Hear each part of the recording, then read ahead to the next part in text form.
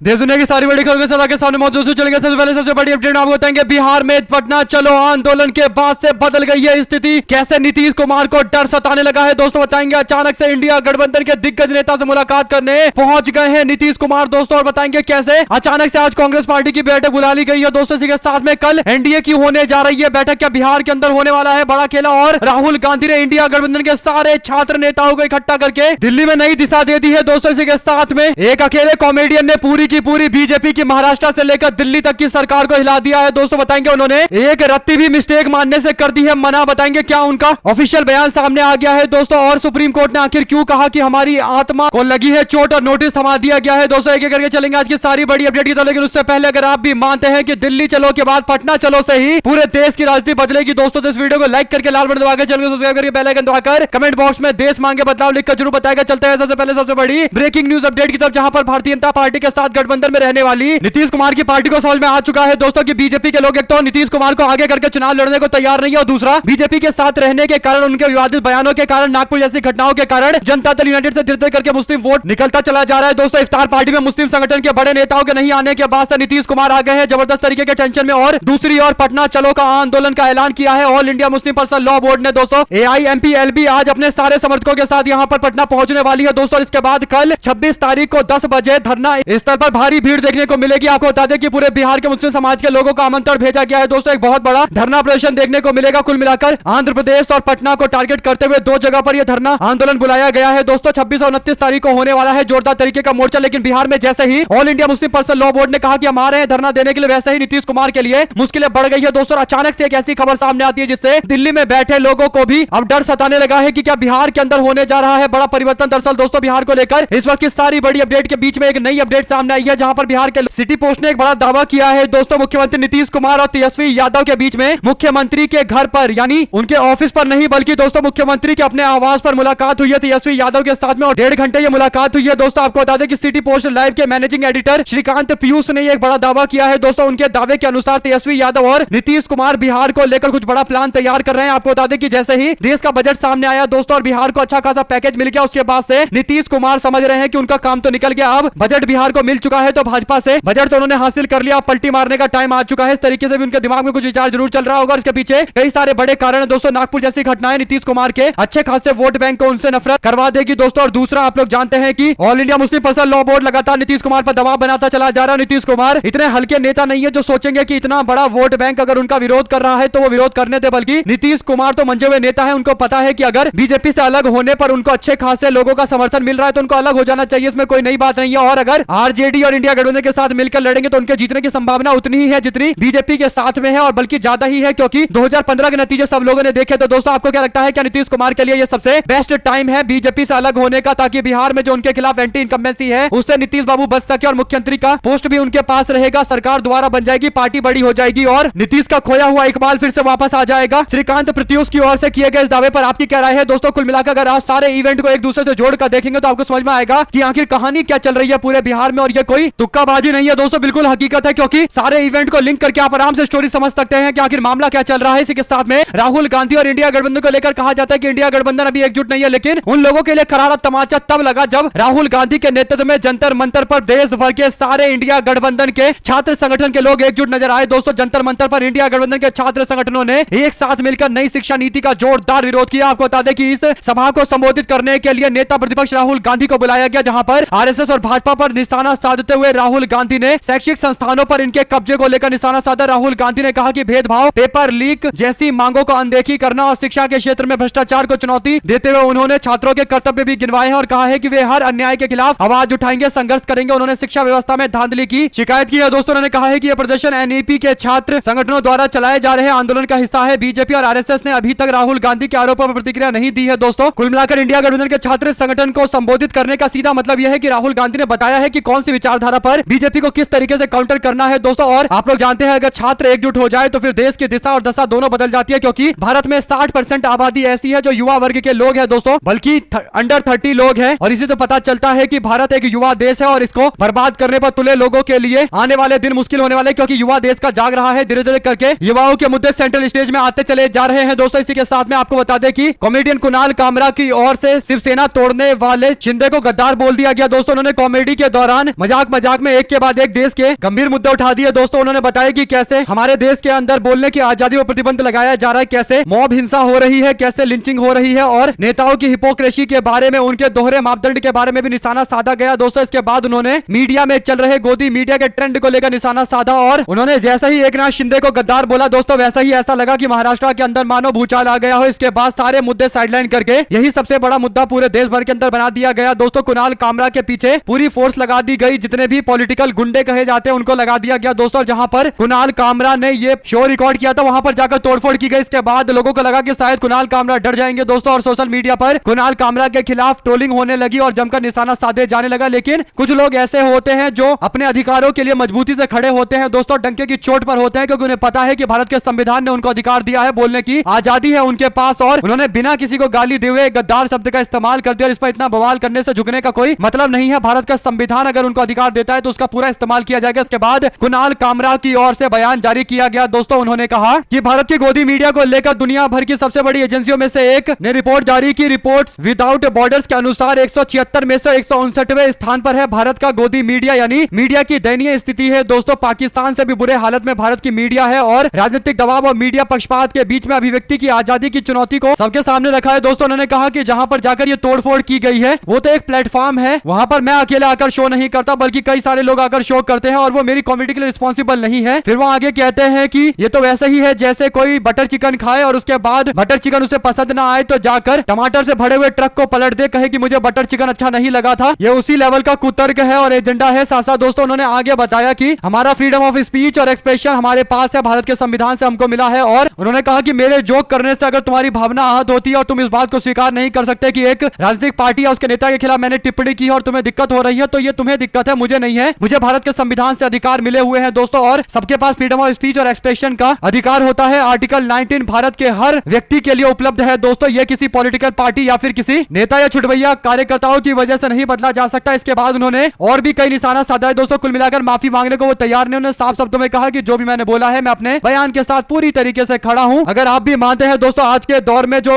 गोदी मीडिया जिसे लोगों ने पत्रकारिता के लिए आगे बढ़ाया है, वे गोदी मीडिया के लोग कॉमेडी कर रहे हैं और कॉमेडी वाले पत्रकारिता कर रहे हैं, यही देश के लिए शर्मनाक स्थिति है। तो इस वीडियो को लाइक करके लाल बटन दबाकर चैनल को सब्सक्राइब करके बेल आइकन दबाकर कमेंट बॉक्स में जय जवान जय किसान जरूर लिखिएगा। साथ साथ उत्तर प्रदेश में चल रही बुलडोजर कार्रवाई को लेकर सुप्रीम कोर्ट के जज ने न केवल चिंता जताई है दोस्तों, उन्होंने नोटिस भी जारी कर दिया है दोस्तों। प्रयागराज में एक एडवोकेट और एक प्रोफेसर और 3 अन्य लोगों के घरों को ध्वस्त किया गया था। इस कार्रवाई पर सुप्रीम कोर्ट ने एक बार फिर से चिंता जताई है। सुनवाई के दौरान जस्टिस अभय ओका ने कहा कि यह देखकर हमारी आत्मा को चोट लगी है कि कैसे घरों को इतने निर्दयता से ध्वस्त किया जा रहा है। कोर्ट ने की है ये टिप्पणी। कोर्ट ने कहा कि भारत सरकार राज्य सरकार को बहुत ही निष्पक्षता से कार्य करना चाहिए। घरों पर तोड़फोड़ की कार्रवाई से पहले अपील दायर करने के लिए उचित समय देना चाहिए। मामले की अगली सुनवाई 1 अप्रैल को होने वाली है। आपको क्या लगता है लिखकर जो जाएगा, ज्यादा वीडियो को शेयर कीजिएगा दोस्तों। वहीं पर केंद्र सरकार ने सोमवार को सांसदों और पूर्व सांसदों के वेतन, पेंशन और भत्तों में बढ़ोतरी की घोषणा की है दोस्तों। नई अधिसूचना के अनुसार मौजूदा सांसदों के वेतन में 24% की वृद्धि की गई है। यह बदलाव संसद सदस्य वेतन भत्ता पेंशन अधिनियम के तहत किया गया है, जो आयकर अधिनियम 1961 में निर्दिष्ट लागत मुर्दा स्फीति सूचकांक यानी कॉस्ट इन्फ्लेशन इंडेक्स पर आधारित है। सांसदों का वेतन 1 लाख रुपए से बढ़ाकर 1,24,000 रुपए कर दिया गया है दोस्तों, यानी 24% का इजाफा सांसदों की सैलरी में हो गया है। क्या आपकी सैलरी में कभी इकट्ठे ही 24% का इजाफा कभी हुआ है दोस्तों? जरा लिखकर बताइएगा। लेकिन सांसद महोदय को 24% का पूरा इजाफा मिल रहा है दोस्तों। वैसे भी अगर आप देखेंगे तो देश के अंदर जिस लेवल पर करप्शन चल रहा है, पॉलिटिकल पार्टी के लोग इसमें पूरी तरीके से इन्वॉल्व नजर आते हैं। उससे लगता है कि देश में नेताओं को सैलरियां भी मिल रही है और उसके ऊपर से करप्शन भी आउट इनकम के तौर पर इस्तेमाल हो रहा है। जो भी आपको लगता है दोस्तों लिखकर जरूर बताएगा। इसी के साथ में बिहार कांग्रेस इलेक्शन अपने दम पर लड़ना चाहती है दोस्तों। बिहार कांग्रेस असेंबली इलेक्शन में कुछ एक सीटों पर अपने उम्मीदवार उतारकर खुद की ताकत का इस्तेमाल करना चाहती है। आपको बता दें कि कन्हैया कुमार के साथ साथ राजेश कुमार को आगे करके कांग्रेस पार्टी ने संकेत दे दिए हैं कि पार्टी अकेले चुनाव लड़ने की दिशा में आगे बढ़ रही है और पप्पू यादव को भी कांग्रेस को साथ में लेना चाहिए दोस्तों। अगर ऐसा होता है, कन्हैया कुमार, पप्पू यादव, राहुल गांधी और प्रियंका गांधी और तमाम कांग्रेस पार्टी के नेता एकजुट हो जाते हैं तो बिहार में आराम से कांग्रेस पार्टी 40 सीटें जीतने की स्थिति में है दोस्तों। और अगर ऐसा होता है, कांग्रेस 40 सीटें जीतती है तो राष्ट्रीय जनता दल की सरकार आराम से बन सकती है। जरूरी है कि कांग्रेस और राष्ट्रीय जनता दल एक ऐसा समझौता करे जो जनता के बीच में ना हो लेकिन बातचीत कॉमन स्तर पर दिखाई दे, यानी कांग्रेस अपनी सीटों पर कुछ उम्मीदवार उतारे और राष्ट्रीय जनता दल कांग्रेस वाली सीटों पर अपने उम्मीदवार उतारने से बचे और अनऑफिशियल दोनों के बीच में अलायंस होना चाहिए ताकि सारे समाज के वोट कांग्रेस पार्टी को मिले और राष्ट्रीय जनता दल को उनको भी एकजुट तरीके से वोट मिले दोस्तों। कुल मिलाकर लेफ्ट पार्टी कांग्रेस पार्टी का अगर अलायंस बन जाता है तो फिर बिहार में जबरदस्त खेला हो सकता है, क्योंकि प्रशांत किशोर ने जो दौरे किए हैं उसमें उन्होंने महात्मा गांधी की विचारधारा को फैलाने की कोशिश की है। बेशक वो इंडिया गठबंधन के वोट तोड़ना चाहते हैं दोस्तों, लेकिन अगर महात्मा गांधी की विचारधारा को उन्होंने वाकई जनता के बीच में बिहार में पहुंचा दिया है तो नीतीश कुमार के खिलाफ कांग्रेस पार्टी को इस मुद्दे को भुनाना चाहिए, अकेले मैदान में उतरकर बताना चाहिए कि महात्मा गांधी की असली पार्टी कांग्रेस पार्टी है, तो जनता जरूर उनको वोट देगी। दोस्तों जो भी आपको लगता है लिखकर जुटाएगा। कांग्रेस पार्टी सर्वे का इंतजार कर रही है, देखते हैं सर्वे में किस तरीके का संकेत मिलता है। साथ साथ कॉमेडियन कुणाल कामरा ने महाराष्ट्र में डिप्टी सीएम एकनाथ शिंदे पर अपनी टिप्पणी के बाद सोशल मीडिया पर प्रतिक्रिया दी है। दोस्तों उन्होंने सोशल मीडिया पर 4 शब्दों का एक छोटा सा पोस्ट डालते हुए कहा कि द ओनली वे फॉरवर्ड, यानी आगे बढ़ने का केवल एक ही रास्ता है, वो है भारत का संविधान। राहुल गांधी की तरह उन्होंने अपने हाथ में संविधान लेकर एक बड़ा मैसेज भेजने की कोशिश की है। दोस्तों लिखकर जो बताएगा। साथ साथ संघी लोगों के लिए एक बुरी खबर सामने आई है दोस्तों, बिहार में कल एक बड़ा धरना प्रदर्शन आंदोलन होने वाला है। तो दूसरी ओर भारतीय जनता पार्टी के नेता और डिप्टी सीएम सम्राट चौधरी चिराग पासवान के साथ मिलकर इफ्तार पार्टी एंजॉय कर रहे हैं। दोस्तों सोशल मीडिया पर दोनों का वीडियो देखा जा रहा है, पीछे बैकग्राउंड में आजान की आवाज आ रही है। दोस्तों इससे पता चलता है कि बीजेपी और उसके सहयोगियों को समझ में आ चुका है कि अगर मुस्लिम विरोधी बयान देंगे तो ज्यादा दिन राजनीति चलने वाली नहीं है, और इसीलिए इफ्तार पार्टी का आयोजन किया गया है। और संघियों के लिए, खासकर जो बीजेपी वाली मानसिकता रखते हैं, उनके लिए बुरी खबर है दोस्तों। वहीं पर कुणाल कामरा ने जो बयान दिया, एक व्यक्ति को गद्दार बोल दिया तो उनके स्टूडियो में जाकर तोड़फोड़ कर दी गई। लेकिन भाजपा के नेताओं के दोहरे मापदंड और विरोधाभास एक बार फिर से आपके सामने लेकर आए हैं, जहां पर बीजेपी के तेलंगाना के विधायक टी राजा की ओर से विवादित बयान दिया गया। दोस्तों भरे मंच से पब्लिक के सामने एक समाज के लोगों को गाली गलौज की गई, इस पर बीजेपी के मुंह से एक शब्द नहीं निकला दोस्तों। अभी तक ये बीजेपी के ही विधायक है। वहीं पर रमेश विधुड़ी एक मुस्लिम विधायक को विवादित शब्दों से संबोधित कर रहे हैं। इसी तरीके से अनुराग ठाकुर गोली मारो वाला विवादित नारा लगवाते हैं दोस्तों। नरेंद्र मोदी सोनिया गांधी को कांग्रेस की विधवा बोलकर विवादित शब्दों से संबोधित करते हैं दोस्तों। नरेंद्र मोदी ममता बनर्जी को दीदी और दीदी बोलकर विवादित शब्दों से संबोधित करते, एक तरीके से नरेंद्र मोदी महिलाओं का अपमान कर रहे हैं दोस्तों। वहीं पर नरेंद्र मोदी ने 50 करोड़ की गर्लफ्रेंड वाली बातें बोली थी, यानी शशि थरूर को लेकर यह विवादित बयान दिया गया था। और ये पहली बार नहीं है दोस्तों, ऐसे कई मामले हैं जिस पर इन भाजपाइयों के खिलाफ कड़ी कार्रवाई की जानी चाहिए। छोटा नेता तो छोटा नेता, बड़े बड़े नेता भी विवादित बयान देना, तोड़फोड़ करना, मारपीट करना अपना अधिकार समझते हैं, और ऐसे लोगों के खिलाफ कार्रवाई की जानी चाहिए, ना कि एक कॉमेडियन के खिलाफ। दोस्तों आपको क्या लगता है? अपनी राय जो लेकर आएगा। इसी के साथ में क्या उत्तर प्रदेश की तरह बीजेपी मध्य प्रदेश में भी करने जा रही है? आपको बता दें कि भारतीय जनता पार्टी के विधायक चिंतामणि मालवीय ने विधानसभा के अंदर एक बड़ा मुद्दा उठाया दोस्तों। उन्होंने कहा है कि उज्जैन के किसान परेशान है और डरे हुए हैं, उनकी जमीन जबरदस्ती अधिग्रहण की जा रही है। इस बयान के बाद बीजेपी के राष्ट्रीय अध्यक्ष जेपी नड्डा को यह बात पसंद नहीं आई दोस्तों। जेपी नड्डा ने नोटिस जारी कर दिया और सार्वजनिक जगह पर बयानबाजी करने की कोशिश के खिलाफ नोटिस जारी किया गया है दोस्तों। छवि को धूमिल करने के आरोप लगाए गए हैं। बीजेपी की ओर से भेजे गए नोटिस में चिंतामणि को 7 दिनों के अंदर जवाब देने के लिए कहा गया है, यानी भाजपा का विधायक अगर सदन के अंदर नहीं बोलेगा और बीजेपी सरकार की हकीकत जनता को नहीं बताएगा तो आखिर कौन बताएगा दोस्तों। अगर आप भी मानते हैं कि जेपी नड्डा को आखिर दिक्कत क्या हो रही है, सच्चाई बोलने वाले नेता के खिलाफ कार्रवाई करने की जगह उनकी तारीफ की जानी चाहिए थी दोस्तों। आपको जो भी लगता है लिखकर जुटाएगा। साथ साथ असम सरकार अगले 5 अप्रैल से पहले पंचायत चुनाव की घोषणा नहीं करती तो हम हाईकोर्ट जाएंगे। हेमंत बिस्वा शर्मा जानबूझकर पंचायत चुनाव को टाल रहे हैं। भूपेन बोरा ने एक बड़ा बयान दिया है दोस्तों। आपको बता दें कि असम कांग्रेस के अध्यक्ष हेमंत बिस्वा शर्मा जानबूझकर पंचायत चुनाव टाल रहे हैं। यह बयान अपने आप में बताता है कि हेमंत बिस्वा शर्मा असम में चुनाव कराने से डर रहे हैं। कारण यह है कि गौरव गोगोई ने भारतीय जनता पार्टी की नींदें उड़ा रखी है दोस्तों। गौरव गोगोई ने कांग्रेस पार्टी के संगठन को मजबूत कर रखा है और भूपेन बोरा भी चाहते हैं, क्योंकि कांग्रेस पार्टी अब मजबूत हो गई है तो फिर त्रिस्तरीय सरकार को लेकर आगे बढ़ना चाहिए, चुनाव कराए जाने चाहिए। लेकिन बीजेपी सरकार में हिम्मत होगी तब तो। हालांकि कोर्ट का दरवाजा खटखटाने का ऐलान कर दिया गया है। साथ साथ दोस्तों चैत्र नवरात्रे 30 मार्च से शुरू हो रहे हैं। वहीं पर ईद का त्योहार 31 मार्च को मनाया जाएगा। नवरात्रे की शुरुआत से पहले दिल्ली की रेखा गुप्ता सरकार में पड़पड़गंज के विधायक रविंदर नेगी ने एक विवादित बयान दिया है दोस्तों। रविंदर नेगी ने कहा कि नवरात्रे में पड़पड़गंज के अंदर मीट की दुकान नहीं चलेंगे, नहीं खोलने देंगे। उन्होंने कहा कि ईद है तो मीठा खाओ, मीट खाने की कोई जरूरत नहीं है। इसके बाद पड़पड़गंज क्षेत्र में बड़ी मुस्लिम आबादी इससे नाराज है दोस्तों। इस तरीके के बयान से नाराज है। अगर आप भी मानते हैं कि भारतीय जनता पार्टी के लोग जानबूझकर विवाद खड़ा करने के लिए इस तरीके का बयान दे रहे हैं दोस्तों, बीजेपी के विधायक चुने जाने के बाद से उनके द्वारा कुछ ना कुछ ऐसा ड्रामा किया गया है दोस्तों, जो 24 घंटे 7 दिन न्यूज में बने रहते हैं और किसी उल्टे कारण के लिए ही बने रहते हैं। आपको क्या लगता है, ऐसे नेताओं को क्या जानबूझकर आगे किया जाता है दोस्तों और विवादित बयान दिलवाए जाते हैं? लिखकर जुटा गया। ये पहली बार तो नहीं हो रहा कि चैत्र नवरात्रि या कोई भी त्योहार और ईद एक साथ आ रहे हो। कुल मिलाकर जो पहले चलता आ रहा था उसी को चलने देना चाहिए। इसमें क्या दिक्कत है? भाजपा के नेताओं को कुछ अलग ही तरीके का विवाद कर रहे होते हैं दोस्तों। साथ साथ उपराष्ट्रपति जगदीप धनखड़ दिल्ली हाईकोर्ट के जस्टिस यशवंत वर्मा के मामले में आगे की कार्रवाई के लिए जल्द ही फ्लोर लीडर्स की बैठक बुलाएंगे और अगले कदम पर चर्चा करेंगे दोस्तों। जेपी नड्डा और नेता विपक्ष मल्लिकार्जुन खड़गे के साथ मुलाकात के बाद एक बयान में यह बात कही गई है। आपको बता दें कि दिल्ली हाईकोर्ट के जस्टिस यशवंत वर्मा सुर्खियों में है। उनके सरकारी आवास पर आग लगने और वहां से जली नकदी मिलने के बाद मामला तूल पकड़ रहा है दोस्तों। इस मामले की वजह से चौतरफा चर्चा चल रही है। सोमवार को यह मुद्दा राज्यसभा में उठाया गया। अब इस मामले पर राज्यसभा के सभापति उपराष्ट्रपति जगदीप धनखड़ का बयान सामने आया है। उन्होंने इस मामले में जहां सुप्रीम कोर्ट के चीफ चीफ जस्टिस के कदम की तारीफ की है, वहीं पर मामले की गंभीरता का भी जिक्र किया है। जगदीप धनखड़ ने राज्यसभा में नेता सदन जेपी नड्डा और नेता विपक्ष मल्लिकार्जुन खड़गे की मौजूदगी में कहा कि सुप्रीम कोर्ट ने सही दिशा में कदम उठाया है। दोस्तों, आजादी के बाद पहली बार हुआ है कि चीफ जस्टिस ने सभी सामग्री को सार्वजनिक डोमेन में रखा है। दोस्तों, आपको क्या लगता है? अपनी राय जरूर लिख के बताएगा। ज्यादा से ज्यादा वीडियो को शेयर कीजिएगा। साथ साथ यूपी बीजेपी संगठन में सब कुछ ठीक नहीं चल रहा है। दोस्तों, आपको बता दें कि नया मामला सामने आया है, जहां पर सुभाषपा के विधायक दूधराम ने योगी आदित्यनाथ की सरकार पर काफी गंभीर आरोप लगाए हैं। दोस्तों, सुभाषपा के विधायक दूधराम ने कहा है कि योगी सरकार में कोई रामराज जैसी व्यवस्था नहीं है। सुभाषपा के अध्यक्ष ओपी राजभर अभी योगी सरकार में मंत्री है। दोस्तों, वहीं पर विधायक दूधराम सीधे तौर पर अपनी सरकार पर हमलावर होते नजर आए। उन्होंने आरोप लगाते हुए कहा कि इस सरकार में कोई रामराज नहीं है, गरीब आदमी खाए बिना मर रहा है, इतनी बेरोजगारी कभी नहीं रही है जितनी आजकल है। उन्होंने कहा कि सरकार ना तो शिक्षा पर ध्यान दे रही है और ना ही विकास पर ध्यान दे रही है। बेरोजगार युवा अपराध की तरफ बढ़ रहे हैं, मजबूरी में पेट पालने के लिए उन्हें चोरी, लूट, डकैती जैसी घटनाओं को अंजाम देना पड़ रहा है। बस्ती जिले के महादेवा सुरक्षित सीट से सुहेलदेव भारतीय समाज पार्टी के विधायक दूधराम ने योगी आदित्यनाथ सरकार पर निशाना साधा है। दोस्तों, वे कह रहे हैं कि सरकार में उनके लोगों के साथ धोखा किया गया है। बीजेपी की सहयोगी पार्टी सुभाषपा से विधायक दूधराम ने कहा कि इस सरकार में रामराज की बात करना बेमानी है। आपको क्या लगता है? क्या भारतीय जनता पार्टी के विधायकों के द्वारा पहले योगी आदित्यनाथ को बदलने की मांग की गई थी, उसके बाद सुभाषपा के नेता ओपी राजभर योगी आदित्यनाथ का सपोर्ट कर रहे थे, अब उनकी पार्टी के विधायक योगी सरकार की पोल खोल रहे हैं, तो क्या एक गुटबाजी के लिए उत्तर प्रदेश को आगे किया गया है? दोस्तों, क्या भारतीय जनता पार्टी एनडीए गठबंधन में गुटबाजी चल रही है? क्या केशव प्रसाद मौर्य और योगी आदित्यनाथ के बीच में अब एक बार फिर से कुर्सी की लड़ाई शुरू हो चुकी है? दोस्तों, वहीं पर शिवसेना में फूट के बाद पहली बार सोमवार को महाराष्ट्र के डिप्टी सीएम एकनाथ शिंदे और आदित्य ठाकरे एक दूसरे के आमने सामने नजर आए। दोस्तों, महाराष्ट्र विधानसभा के स्पीकर के नेतृत्व में विधायकों की बैठक चल रही थी। इसी दौरान शिवसेना यूबीटी के नेता आदित्य ठाकरे की बैठक चल रही थी। दोस्तों, मुंबई में रोड कंक्रीटिंग टेंडर में अनियमितताओं को लेकर विधानसभा के अध्यक्ष के नेतृत्व में आयोजित विधायकों की बैठक में शिवसेना यूबीटी के नेता आदित्य ठाकरे शामिल हुए। मीटिंग में शहरी विकास मंत्री एकनाथ शिंदे भी शामिल हुए। दोस्तों, आपको बता दें कि जैसे ही एकनाथ शिंदे आते हैं तो वहां पर खड़े सभी लोग खड़े हो जाते हैं मंत्री का अभिवादन करने के लिए, स्वागत करने के लिए, लेकिन आदित्य ठाकरे अपनी सीट से नहीं उठते, बैठे रहते हैं और इसके बाद सोशल मीडिया पर वीडियो शेयर करते हुए भाजपा इसकी आलोचना कर रहे हैं। दोस्तों, कहने की तो शिष्टाचार होता है कि मंत्री के आने के बाद लोग अपनी सीट से खड़े होकर उनका सम्मान करते हैं, लेकिन आदित्य ठाकरे ने ऐसा नहीं किया। हालांकि दोस्तों, आदित्य ठाकरे के लिए एकनाथ शिंदे कोई मंत्री नहीं है। सबको पता है कि आदित्य ठाकरे और ठाकरे परिवार के कितने विधायकों को लूटकर सरकार बनवाई गई और अन्याय किया गया। साथ साथ दोस्तों, कुणाल कामरा के खिलाफ एफआईआर दर्ज की गई, तो इसमें राहुल गांधी का भी नाम लिख दिया गया है। यानी राहुल गांधी दूर दूर तक इस पूरे विवाद में कहीं भी नहीं है। इसके बावजूद राहुल गांधी का नाम डाल के मामले को और ज्यादा तूल देने की कोशिश की जा रही है। आपको बता दें कि stand up comedian Kunal Kamra के बयान पर बीजेपी के लोग विवाद को आगे बढ़ाने की कोशिश कर रहे हैं। शिवसेना के नेता राहुल ने खार पुलिस स्टेशन में एक शिकायत दी है। इसमें कुणाल कामरा के साथ कांग्रेस के अध्यक्ष राहुल गांधी, शिवसेना के प्रमुख उद्धव ठाकरे समेत संजय राउत के खिलाफ भी मामला दर्ज कराया है। दोस्तों, हालांकि राहुल गांधी का इस पूरे मामले से कोई लिंक नहीं है। दोस्तों, इसके बावजूद उनके खिलाफ भी मामला दर्ज करा के कहीं ना कहीं उन पर भी दबाव बनाने की कोशिश की जा रही है। आपको क्या लगता है कि राहुल गांधी जब सावरकर के खिलाफ बयान देकर झुके नहीं और अपनी बात पर हिस्ट्री से जांच कराने की मांग कर रहे हैं, तो फिर ऐसे अगर छोटे मोटे मामले उनके खिलाफ दर्ज कर भी दिए जाए बिना किसी टांग पैर के, तो फिर राहुल गांधी को फिर भी कोई फर्क नहीं पड़ेगा। दोस्तों, आपकी क्या राय है? लिखकर जुटाएगा। साथ साथ योगी आदित्यनाथ ने मेरठ में बोला कि युवा तय करे कि उनको कावड़ चाहिए या फिर कर्फ्यू चाहिए। युवाओं से योगी आदित्यनाथ ये नहीं कह रहे कि आपको रोजगार चाहिए या बेरोजगारी चाहिए, लोग रोजगार ही चुनेंगे। तो फिर छात्रों से, युवाओं से ये क्यों पूछा जा रहा है कि तुम्हें कावड़ चाहिए या कर्फ्यू चाहिए? कुल मिलाकर दोस्तों, हमेशा से बिना कर्फ्यू के कावड़ चलती आई है और योगी आदित्यनाथ सरकार आने के बाद से कुछ नया यूनिक नहीं हो गया। केवल बीजेपी के लोग ऐसे मुद्दे को बार बार उठाने लगे हैं जिससे जनता को लग रहा है कि पहले ऐसा नहीं होता था, बल्कि यह हकीकत है दोस्तों कि पहले कावड़ यात्रा शांति से निकलती थी और प्रशासन के लोगों को कोई दिक्कत नहीं होती थी। साथ साथ कोलकाता में आरजीकर मेडिकल कॉलेज और अस्पताल में हुए लेडी डॉक्टर के रेप मर्डर मामले को लेकर